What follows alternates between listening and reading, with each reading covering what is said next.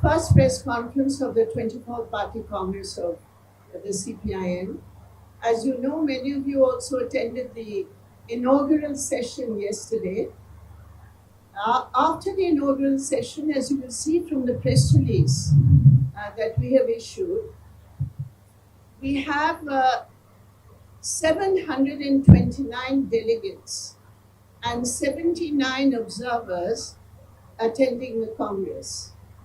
Yesterday afternoon in the session, the coordinator of the Central Committee, Comrade Brinda Karat, placed two reports.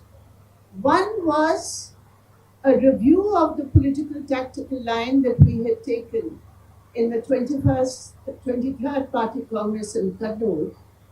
And the second was the political resolution for the coming 3 years. Unlike other parties, our party Congress is really an example of democratic functioning. So not only has the review been discussed at different levels of the party, the political resolution also has been widely circulated.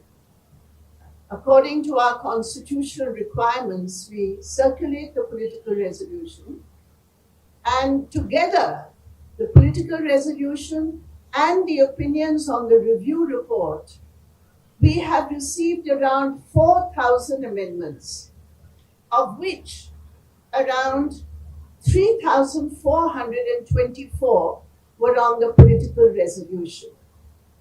What we found from the amendments is that there is a basic unity in the party, both on the review and on the challenges facing the party and on the discussions for the way ahead. We are meeting at a time when the country is faced with a very grave danger which grows deeper and deeper as every day passes, because we are ruled by a government at the center, the BJP-RSS joint venture is what I call it, and this joint venture is to change the very character of our country's constitution and the nature of our social relations. In our discussions, one important issue which has come up is this Waqf board amendment, when it is still a bill, but it was adopted by the Lok Sabha yesterday. I want to reiterate the strong opposition of the CPIM to this Waqf amendment bill. We believe that it is an assault on the Constitution of India. We heard some ministers yesterday saying, since the law itself is constitutional, how can the amendment be unconstitutional? They have sought to mislead India and India's people by peddling lies about what they are actually doing. And at every level, this bill, instead of reforming institutions, if there are any issues in the functioning of an institution, there are always avenues of reform. And those avenues of reform have to be decided in consultation with those involved. But here, the BJP is using a bulldozer against Islam believers and snatching away their constitutional rights. And therefore, I would like to reiterate the CPIM's strong opposition to this, and we will fight this, even though they may use their majority in parliament to push this. We have to wait to see what happens in the Rajya Sabha. But in any case, we will utilize every fora available to us to fight this assault on the Constitution in the form of the Waqf bill. The second issue also I would like to flag.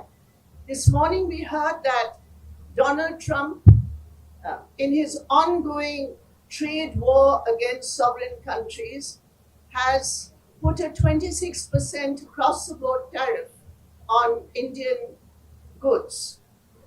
Now, while we condemn that because it's been done without any negotiations, and it just shows the aggressive policies of the Trump administration, but what we are very concerned with is that although other governments across the world react when Trump imposes these one way tariffs arbitrarily without any discussion, how is it and why is it that our government, which claims to be the Vishwa Guru, does not speak a single word against this kind of tariff assault? So this shows the craven nature of this government. Claims to be ultra nationalist, but when it comes to protecting the interests of India against the United States of America, this government is kowtowing at every step. So this is another aspect which came this morning, which we strongly condemn, and we demand that the government of India take appropriate measures and speak out so that the people of India can be confident that this government is there to protect them against these arbitrary tariffs. Coming back to our resolution, my dear friends, I think there are two aspects which I would like to highlight today. The first is the fight against Hindutva is not just a fight because of their communal character, but Hindutva represents a much wider ideological assault, which in fact does not only target minority communities, but targets any aspect of social reform in our traditions. For example, in the last so many years, we have seen how the Bharatiya Janata Party and the RSS have tried to manipulate caste and subcaste identities while keeping intact the caste system and while in fact supporting the caste system in various ways. So this whole aspect of the fight against Hindutva has a much wider character, and it is not just against minorities, but because of its Manuvadi approach, it is a much wider ideological, cultural construct which we have identified and which we are countering in various ways. Our discussion is how to expand our work to take our alternative vision and our alternative policies to the people.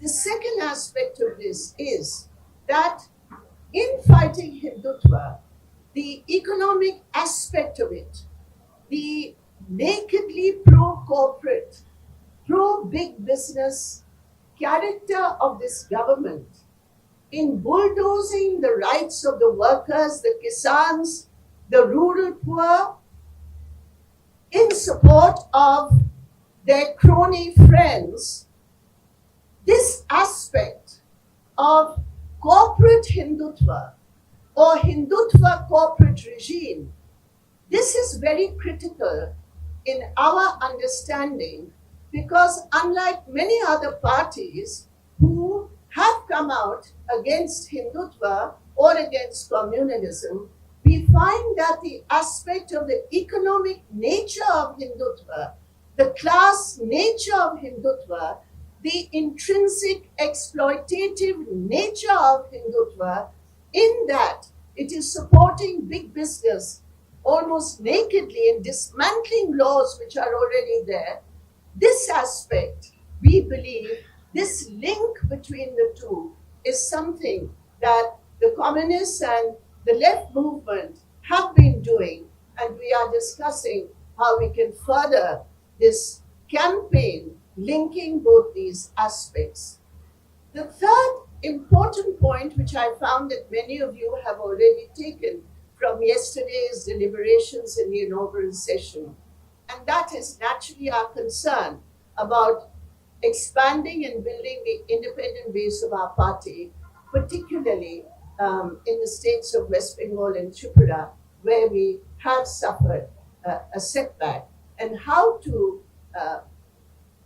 on the basis of the struggles which we are fighting in both these states, how we can take it forward to a political platform.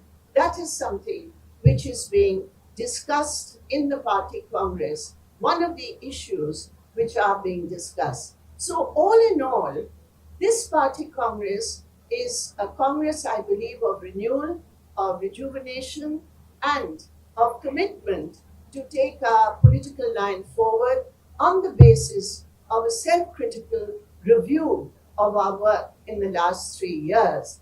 And I would also like to add, as I had said, as we had said yesterday, this Congress has been held at a time of a great sorrow for us, because it has never happened before that in the course of the preparations for a party Congress, we lose our main anchor, our General Secretary, Comrade Sitaram Yechuri. And therefore, how we have been able to, we haven't been able to, I won't say that we've been able to, but collectively to overcome that very great gap which was there from August, in the middle of our preparations. I think this Congress is a salute also to Comrade Sitaram Yechuri, because so far it is being very, very successfully held. There are very good, healthy, important discussions going on. We have also adopted 2 resolutions. The first resolution adopted is a very important resolution. The central trade unions have given a strike call, an all India general strike call for the 20th of May, and the party congress has resolved to support the strike. It is against the 4 labor codes. The resolution, which I think will be distributed to you, also mentions the other aspects of anti-worker policies which this Modi government is following. And I myself was shocked to know that even this section 111 of the BNS, which is supposed to be against organized crime, we have got examples of how this section 111, which has been imported from the UAPA, how this section is being used against our trade union leaders. We have 3 examples, 2 from Uttar Pradesh and 1 from J&K, where this section has been utilized against trade union leaders and against collective bargaining rights granted to us by the Constitution of India. So I think this strike call is a very, very important call, and the CPIM supports it. The second resolution that was introduced by the trade union leader and president of RCITU, Dr. Heblata, and supported by Omyo Patra, agricultural workers union leader from Bengal. And the second resolution, another very important resolution, is about the assault of Hindutva and the recent communal incidents which have occurred.